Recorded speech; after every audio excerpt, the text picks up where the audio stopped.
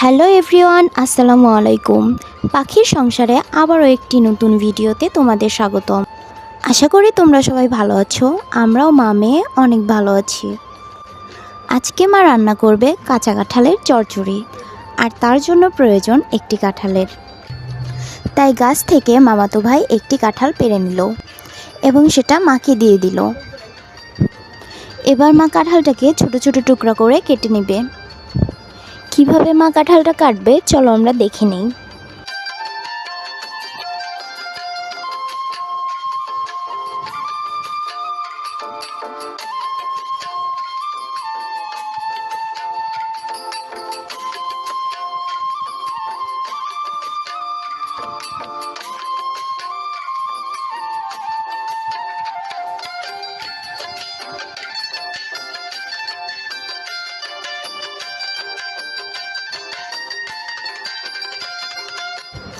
কাঁঠালটা কাটতে গিয়ে 2 হাত আঠালো হয়ে গেছে।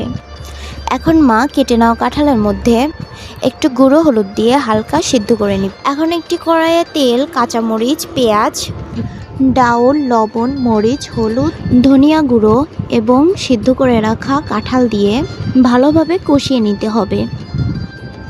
কষানো হতে হতে মা কাঁঠালের পকোড়া বানানোর জন্য সব কিছু রেডি করে নেবে।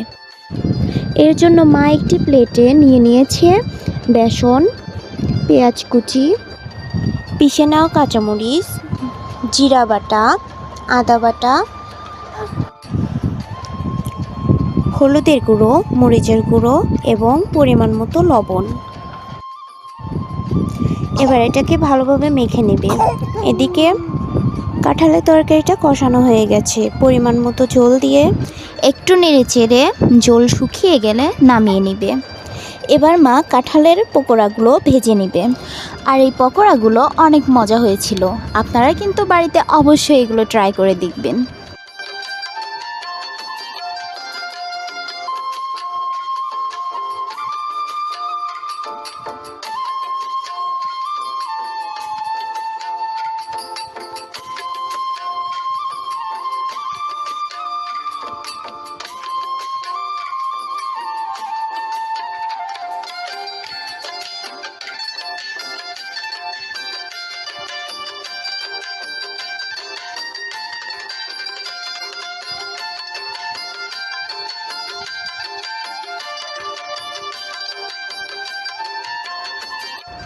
মা সবগুলো পকোড়া ভেজে নিয়েছে।